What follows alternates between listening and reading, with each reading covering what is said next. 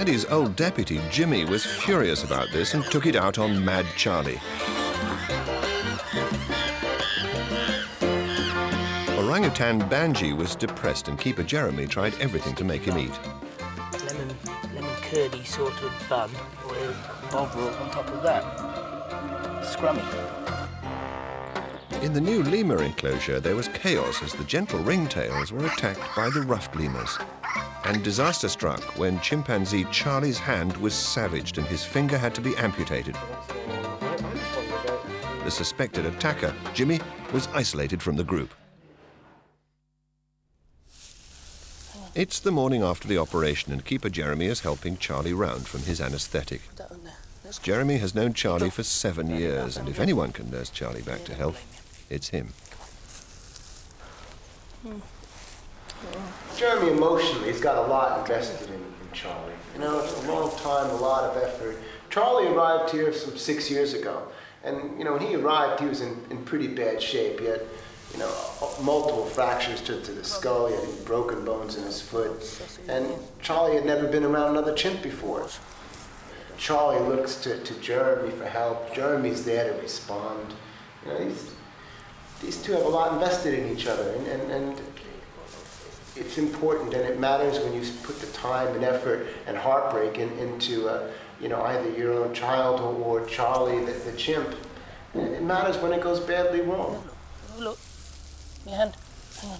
There you go. While Jeremy comforts Charlie, Jimmy, the accused culprit of the attack, is awaiting his fate. He's been isolated from the big group. The plan is to put Jimmy in another enclosure with a separate all-male gang of troublemakers later today. This bachelor group is made up of chimps who, for one reason or another, didn't quite fit in anywhere else in the park. It's hard for park owners Jim and Alison to know how someone like Jimmy will cope with this ragtag mob. They've been rescued from beach photographers and the illegal pet trade. And as an all-male gang, their behavior can be pretty rough.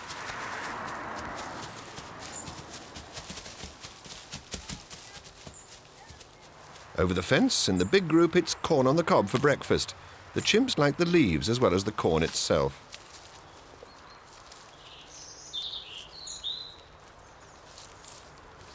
The mighty Paddy, on the right, tucks into the corn cobs with an old friend.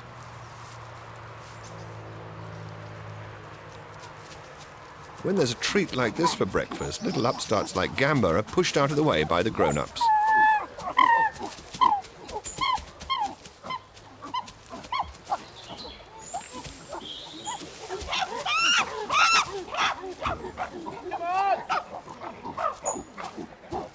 Gamba suddenly sees his chance and cheekily grabs some corn from right under Big Paddy's nose.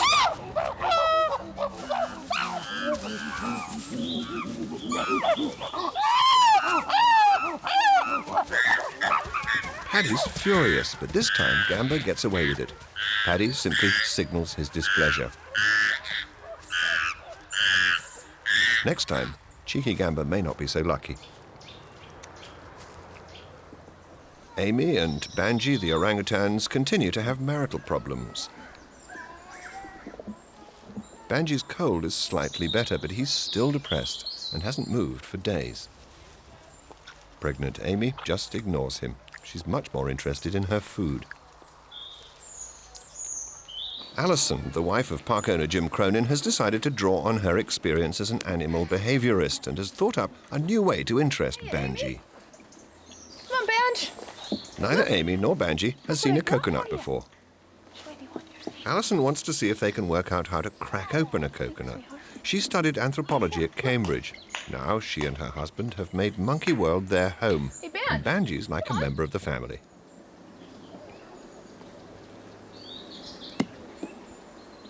Banji's pretending not to notice.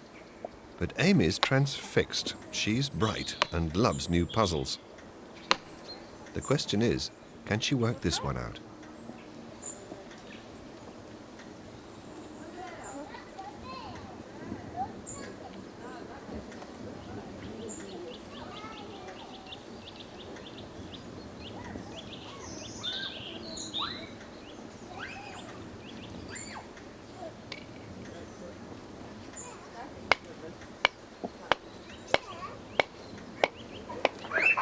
Banji can't hide his curiosity any longer. He finally reckons it must at least be worth picking the coconut up.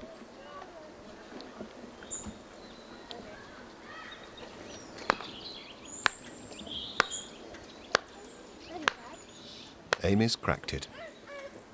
Get it. I think you got it. And Banji's finding his own ingenious method of getting at the milk inside, with a piece of bedding straw.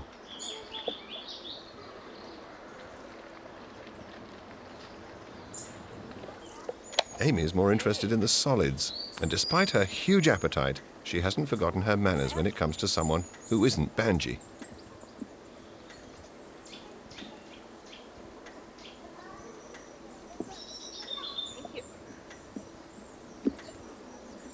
Alison is impressed. Using tools to crack a problem shows advanced intelligence.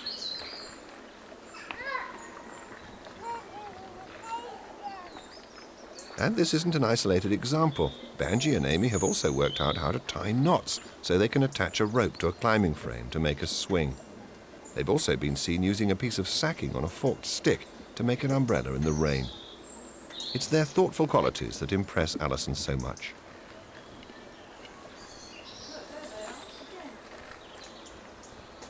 Some parts of the coconut taste better than others.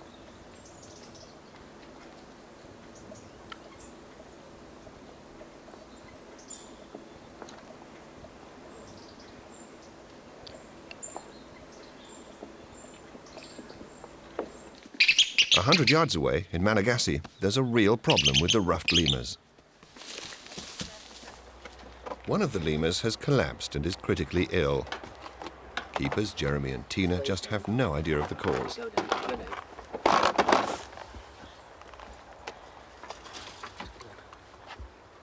He checked them all this morning and they were fine. Just come up now and Harry's there on the ground, sort of saliva all coming out of his mouth, and he's finding it difficult to breathe, and I don't know if he's eaten something or whether he's been bitten. You do get adders up here occasionally, but it's not very well at all. He's gonna have to rush off to the vets and see what happens there. Hopefully they can do something for him. Poor Tina's already lost one lemur this year. It looks as if she may lose another.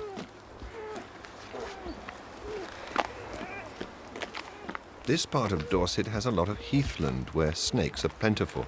The lemur may have been bitten by an adder. What do you think is wrong with him? I'm not really sure. It's unique to anything that I've ever seen before, but he's moaning an awful lot, and which maybe is a good sign. I don't know, but he's got a lot of saliva coming from his mouth, and he's got a lot of muck shooting out his back end as well. He's obviously in a fair bit of pain, abdominal pain, so poor Mike. He's going to have a difficult case here. Alison's got the lemur to the local veterinary surgery where urgent cases like this can get immediate attention. Steady. She's expecting you.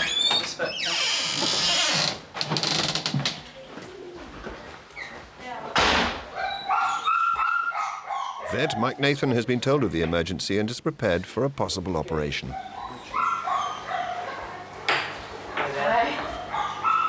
Has she been seen? All the others were up on the fencing. She was down below. When the on a vets hutch examine the on lemur, ground. they think it may be a female rather than a male. It isn't easy to tell. You can see the mucus is. She's thrown up a bit. Hi, sweetheart. Here you go. Here you go. Mike checks the lemur's eyes. They're dilated. That means she's lost a lot of fluid, so they have to act quickly. Is that what she's been passing? I couldn't honestly say. She's had slime. What colour did she vomit? It's been clear liquid coming Because this out. is carrot coming out here. by the Yeah. look of it. So I don't know whether she passed any or whether this is because what's she's been in the box. What, yeah. It's because she's been rolling around in the box, but that looks like it came from her That's bedside. good, man. Because that's another colour. We'll see if we get a drip on her. They're going to put the lemur under anaesthetic so they can put a drip in. Dehydration can kill a lemur in just a few hours. Time is running out.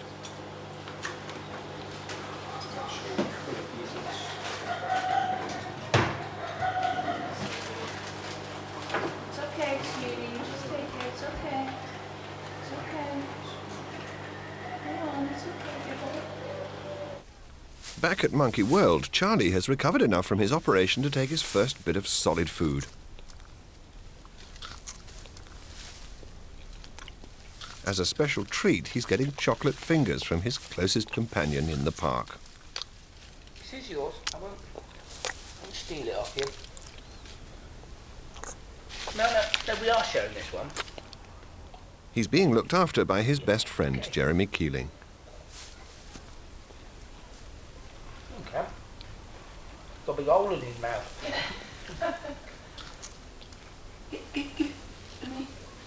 Now that the anaesthetic has worn off, Charlie is getting pain from his operation. I can't help the slice. I can make this go back on a bit better. With his good hand, Charlie's starting to peel off the bandage. Jeremy wonders how he's going to make sure it stays on.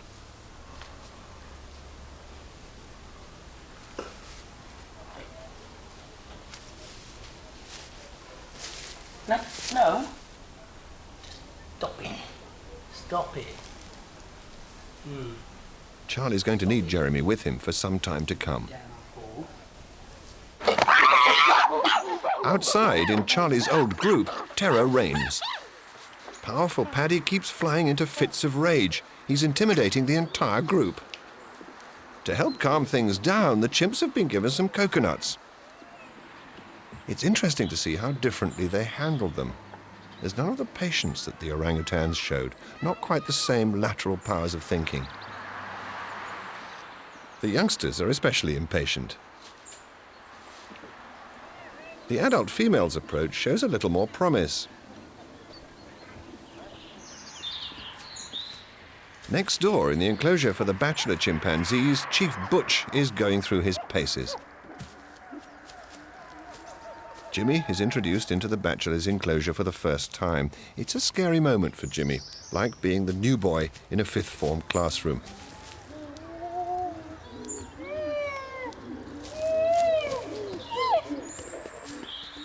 The first thing Leader Butch does is to show Jimmy that he's the one in charge.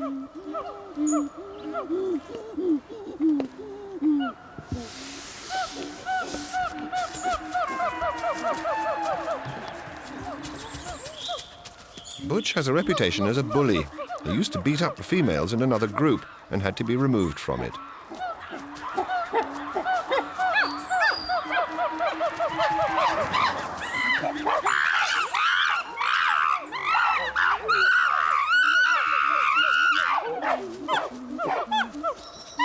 Poor young Jimmy at the back is in for a rough ride with this mob. Even the chimps up on the frame seem to have a point to make.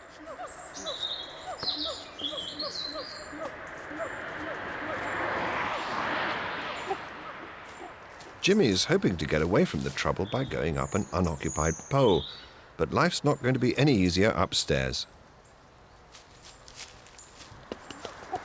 Butch has got it in for Jimmy, and any respite from this show-off will be short.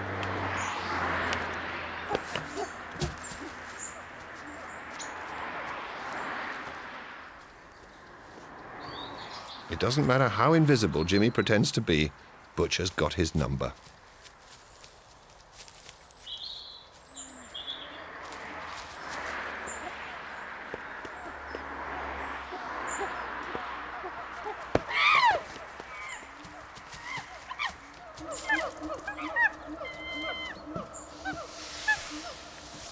There's only one chimp in the group that Jimmy can beg any sort of comfort from.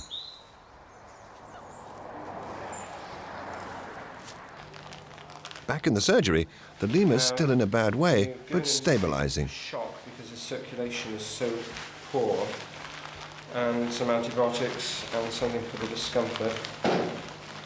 His heart rate is nice and stable. Scissors, thank you. And I've got to bandage all his feet because as soon as he comes round, he will use his hands to pull the drip out. So, Mike, what do you think it is? Acute gastroenteritis of some sort.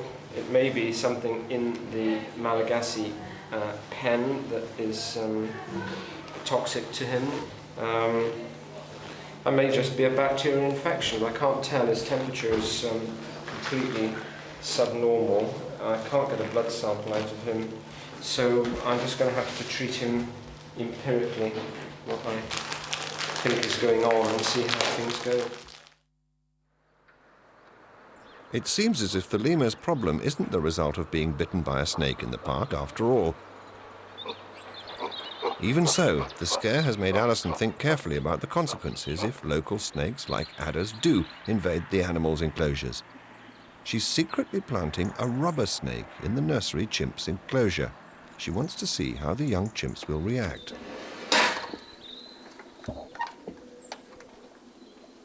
Simon, the oldest of the babies, is first out into the enclosure. It's not long before he notices that something's different. Chimpanzees, like humans, rely mainly on sight. They build up an intimate mental plan of their surroundings in colour, and any change is picked up on immediately.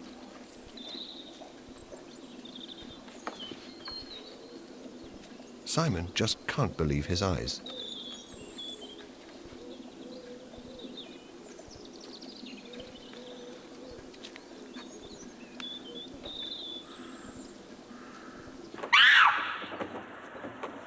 The alarm call immediately alerts babysitter Sally.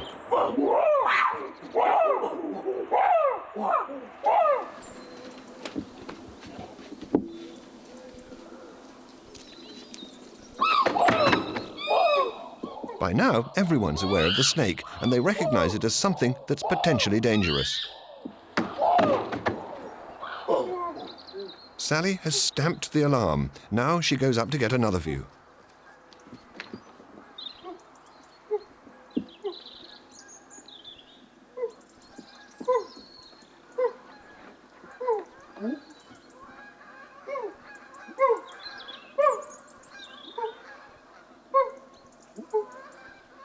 Alison is intrigued. This encounter may prove something new.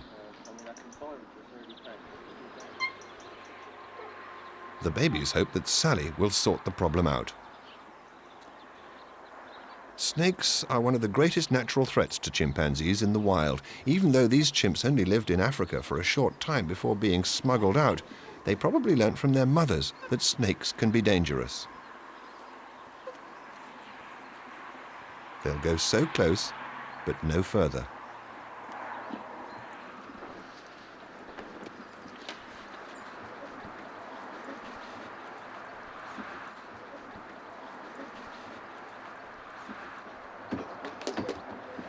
Sally is particularly intelligent and knows exactly what the stick is for. Her experience all those years ago in Africa meant that she wouldn't dare touch the snake with bare hands. She wants a reaction to see if the snake's alive.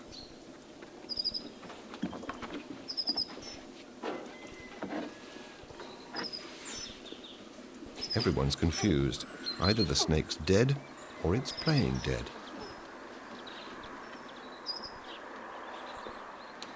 These youngsters are bolder. They don't seem to know any better. Sally still stays back.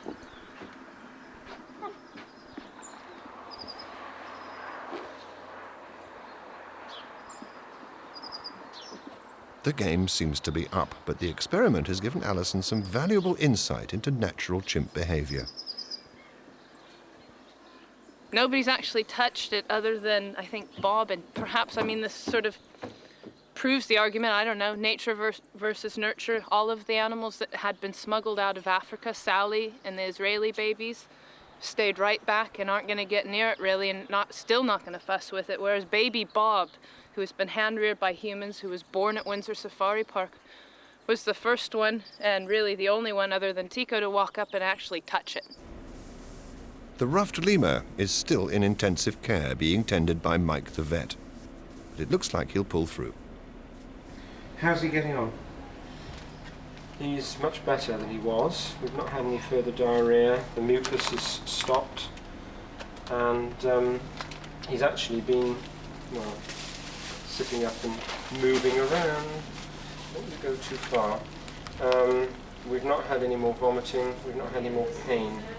So we've made some improvements. We'll keep the drip on him and see how he does. They reckon that the most likely cause of the lemur's illness is that it's eaten a poisonous plant. Jim's taking no chances and has brought in a botanist from Dorchester Agricultural College to try to find the offending plant in the new enclosure. Everyone's puzzled. Let's get this sorted out, okay? I've never seen any animal that actually liked fungus. They think that the lemur probably ate a poisonous foxglove that was sprouting. One leaf is enough. We've been checking the whole enclosure for what Harry may have eaten. It's upset his stomach.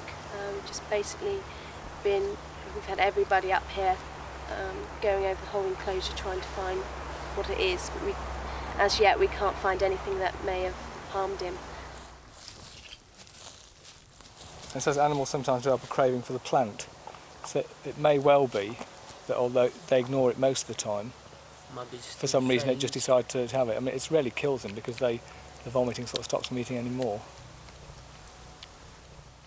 In the bachelor group, poor Jimmy is desperately lonely. He's being mercilessly picked on and hasn't fought back once. He just doesn't seem the violent type, and things aren't helped by the fact that from his vantage point, he can see over to his old friends in Paddy's group.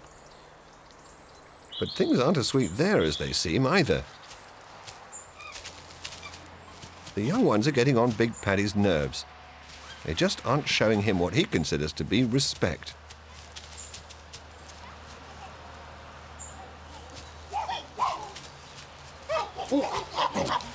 Cheeky Gambo's going to get what's coming to him. Paddy's making sure of that.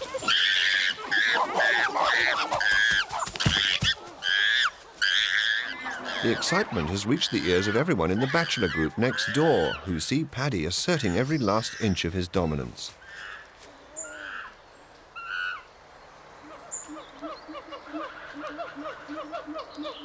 Jimmy looks shell-shocked. He's been blamed for Charlie losing his finger. It now seems that Paddy is the violent one. But can Jimmy go back into Paddy's group?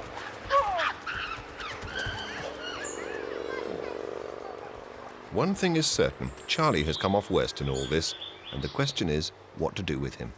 We're certain now that in fact Paddy decided to push his dominance in the group. Charlie was the target. Charlie suffered injuries. He's been kicked out. This is a temporary solution at best for Charlie. He's got Jeremy to look after him, to tend his wounds, make sure he's okay, and Charlie loves him. But Charlie is a social animal. Chimpanzee needs to be with other chimps. We must come up with a solution, for Charlie for the long term. I'm not sure what that is, but Allison and I and Jeremy have got to get together and make that happen.